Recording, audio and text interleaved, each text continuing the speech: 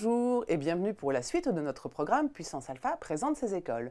Nous sommes actuellement avec l'EBI, l'école de biologie industrielle qui se trouve à Cergy-Pontoise et que vous pouvez intégrer grâce au concours Puissance Alpha post-bac, bachelor ou rentrée décalée. Pour nous parler de cette école, je suis avec Florence Dufour, sa directrice. Bonsoir. Bonsoir. Mais tout de suite, le pitch de l'école. Donc Florence, si vous avez une minute pour nous pitcher l'EBI, ce serait quoi? L'EBI, c'est l'école de biologie industrielle, comme son nom l'indique. Elle est dédiée à l'industrie, puisque 92% de nos diplômés, qu'ils soient bachelor, ingénieur ou master, intègrent l'industrie.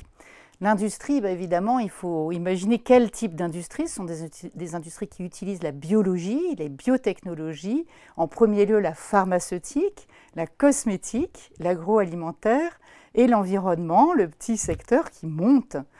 Donc, qu'est-ce qu'on fait à l'EBI? On ne fait pas que du laboratoire, on en fait, on apprend des techniques, mais on apprend aussi à manager, on apprend à coopérer, on apprend à faire des projets, on apprend à entreprendre. Et on comprend tous les métiers de l'ingénieur. Donc, on se spécialise évidemment à la fin de son cursus, suivant ses envies, sans moyenne générale, sans quota et de façon spécifique en fonction de son projet. Eh bien, écoutez, vous nous avez donné l'eau à la bouche. On va en savoir plus tout de suite avec les 2 minutes chrono.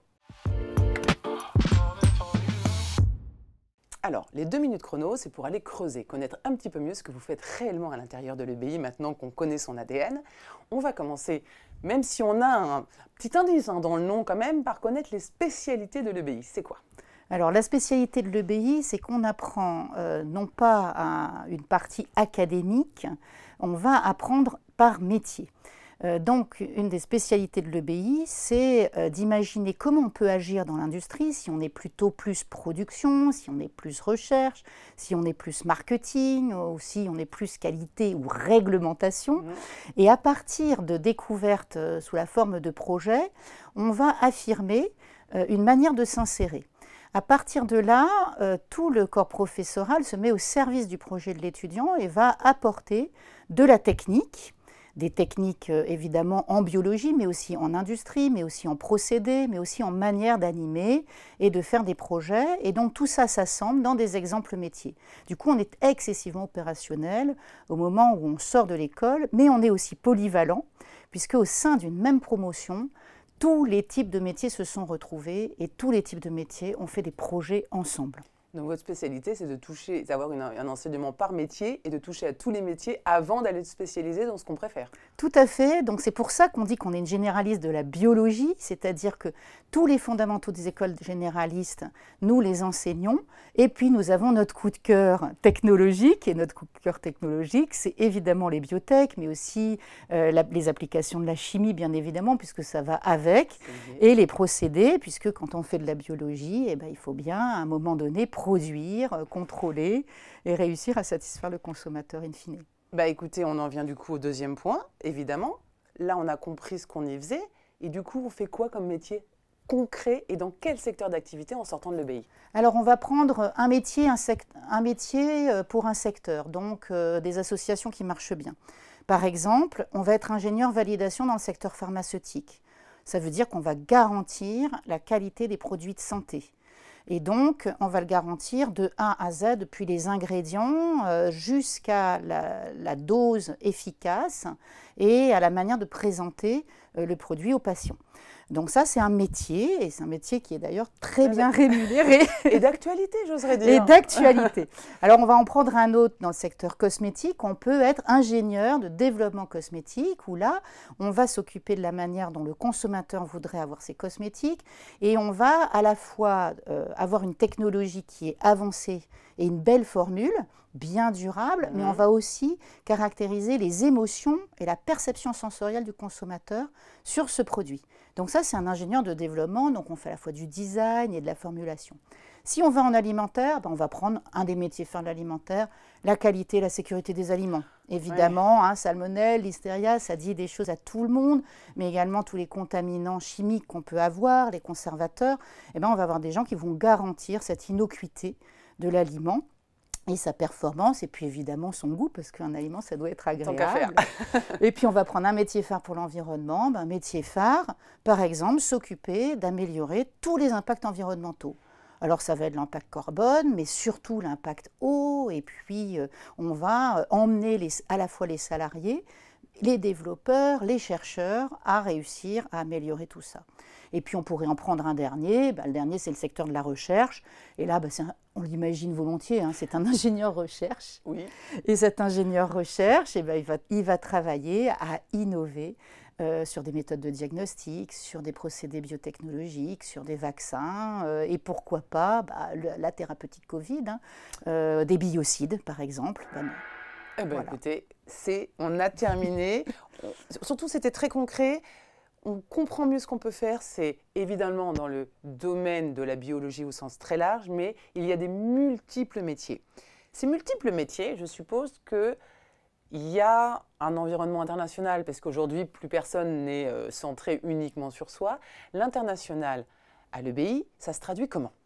Alors d'abord, ça se traduit par l'anglais obligatoire, mais ça toutes les écoles le font, et surtout une deuxième langue obligatoire. Et on a le choix entre 7 langues qui sont faites le soir sans aucun cours mis dessus. Donc on peut apprendre jusqu'à 3 langues en plus de l'anglais. Et la 8e est la langue des signes. Donc ça montre la manière dont l'ingénieur EBI aussi s'inclut dans la société. Donc un programme linguistique élaboré, mixant aussi les élèves des différentes promotions, puisque c'est le soir. Donc on peut être en première année et être en cours avec un élève de dernière année qui se prépare à entrer sur le marché du travail. Donc c'est très intéressant sur le plan de la dynamique entre élèves. Deuxième caractéristique, on découvre l'international, non pas directement par un stage à l'international, mais par un séjour de découverte. C'est un petit côté 19e. Voilà, c'est le voyage en Europe. Oui, mais c'est un point d'entrée. Tout le monde n'a pas eu l'occasion de partir partout avant. Voilà, c'est le voyage en Europe du 19e, donc très humaniste. Et donc, on va faire un mois à l'international et mettre ses impressions, qu'est-ce qu'on a découvert, qu'est-ce qui a été difficile pour s'adapter, qu'est-ce qui a été facile, comment on accueillerait les gens de ce pays si on avait à les intégrer dans l'entreprise. Donc ces 2 étapes étant passées, la langue et la confiance en soi, on peut envoyer cette fois-ci le stage obligatoire à l'international, 3 mois. Et donc on garantit à nos élèves minimum 3 mois à l'international, mais la moyenne, c'est 5 mois et demi par diplômé. C'est parfait. Donc, ils ont plusieurs langues, ils peuvent les apprendre comme ils veulent, ils découvrent au fur et à mesure et ils partent en moyenne 5-6 mois. Donc, alors, à quoi ça sert? Alors, on va quand même prévenir un peu les parents. À quoi ça sert? Ça sert à trouver du travail à l'international. Donc, 15% des diplômés de l'EBI travaillent à l'international, ce qui est un chiffre... On en revient au débouché dont un on parlait. Chiffre haut, vérifiable sur LinkedIn School. C'est super. Et bien justement, puisque vous nous parlez de rentrer dans le marché du travail, je suppose que pour intégrer un marché du travail, il faut quand même être professionnalisé. On est bien d'accord. Vous nous l'avez dit, c'est un petit peu l'ADN de l'EBI quand même, si j'ai bien compris. Mais vous, l'entreprise, elle s'insère comment au sein du parcours des 5 ans de l'EBI? Alors évidemment, d'abord, l'entreprise est commandite des travaux de recherche à l'EBI. Ah oui. Donc, on a de la recherche industrielle et cette recherche industrielle se fait aussi avec nos étudiants au cœur des laboratoires de l'école qui sont sur le site. Donc, l'entreprise est présente, elle a confiance dans l'EBI pour, par exemple, des développements de biocides qu'on fait en ce moment de matériaux biocides. Donc, l'industrie est également présente pour faire des conférences métiers, pour venir évidemment au forum carrière, pour venir expliquer les différents métiers, faire des after-work, accueillir en stage, proposer des contrats de professionnalisation qui sont la grande innovation à l'EBI depuis 2 ans. Donc on a signé 35 contrats de professionnalisation sur 180 élèves pour notre 2e année. Donc on voit que c'est une tendance de fond qu'on étendra évidemment au bachelor en 3e année. Et puis, l'industrie s'est passionnée pour notre programme entrepreneuriat. Ouais. Et donc, les industriels viennent au niveau de la 2e année ingénieur, où il y a entrepreneuriat pour tout le monde et chacun. Ils viennent aider les étudiants à pitcher, ils viennent les aider à développer leurs produits, et ils sont à leur jury au Mouvement des entreprises, au MEDEF, à Paris, tous les ans, mi-janvier, pour pouvoir caractériser les concepts innovants qui ont été imaginés par nos élèves. Ça veut dire quoi? Ça veut dire que l'élève donne quelque chose à l'entreprise dont elle a besoin, ou l'entreprise peut même demander à l'élève, parce qu'en fait, c'est quoi? Du win-win, comme on dit, des deux côtés? Alors, Non, l'entreprise intervient en mentor. C'est-à-dire, ce qui est mentor. très important pour nous, c'est que l'élève ait la confiance en lui et qu'ils aient proposé des produits auxquels il croit. Et non pas des produits sur commande. Toute leur vie, ils vont faire des produits sur commande. Donc là, ils proposent un produit de rêve qui est consensuel pour le groupe, et les entreprises vont être des mentors et vont les aider à réussir leur rêve et à faire que ce produit existe vraiment sur le marché. Donc, ce qui fait qu'on a beaucoup de jeunes pousses ensuite et beaucoup d'étudiants entrepreneurs, évidemment, et d'étudiantes. Et bien vraiment, on est dans la perfection du timing. Et bien justement, on va terminer ces 2 minutes chrono avec... Si vous aviez un conseil à donner à un candidat, alors évidemment, on ne parle pas d'être un peu bon en sciences, on se doute que bon, c'est quand même des choses intéressantes quand on fait une école d'ingénieur. Le conseil qui caractérise le profil de vos élèves, c'est quoi le petit plus? C'est quoi ce qu'il faut être ouvert, faut être international, faut être que bon en bio? C'est quoi le conseil? C'est quoi? Je vais déjà dire, premier conseil, ne pas s'auto-censurer. Parce qu'aujourd'hui, on entend régulièrement des parents nous dire « mon enfant n'a pas le niveau pour rentrer », on sait que le niveau, il est ce qu'il est, mais tous les ans, nous prenons des élèves atypiques qui peuvent absolument réussir le BI. Donc, ne pas s'auto-censurer, tenter sa chance. Si le projet plaît, il faut tenter sa chance, d'autant que maintenant, on peut intégrer à la fois en bachelor et en ingénieur. Donc, tout ça, ce sont des parcours qui sont sur mesure. Donc le deuxième conseil, et l'étudiant qui nous fait un peu tous briller les yeux, ou l'étudiante, c'est quelqu'un qui a déjà un peu fait quelque chose de sa vie. Il a quelque chose de différent, il a quelque chose dans lequel il se passionne, dans lequel éventuellement il est un peu sorti des cadres et qu'il a envie de partager avec nous. Et donc c'est ce moment, cette petite étincelle qui n'est pas forcément scientifique ou technique, cette petite étincelle, elle a énormément de valeur à nos yeux. Donc je pense notamment par exemple à un élève, ou en l'occurrence une élève qui était championne de Rubik's Cube au collège et avait emmené un groupe de 50 personnes à aller faire du Rubik's Cube. Donc vous voyez ça dans le profil et vous vous dites, il y a à la fois de la logique, c'est fascinant. Il y a de la passion. Il y a de la logique, il y a de la passion, il y a de la vitesse, il y a de l'engagement, il y a déjà du leadership. Et donc, on voit quelque chose de très beau. Mais on a aussi des élèves qui ont fait du soutien scolaire ou de l'humanitaire. Et donc toutes ces passions-là, parfois on réfrène. Parce qu'au lycée, on vous dit, c'est peut-être pas très convenable. Il faut rentrer dans les cadres. Voilà, un champion d'Assassin's Creed, va nous plaire.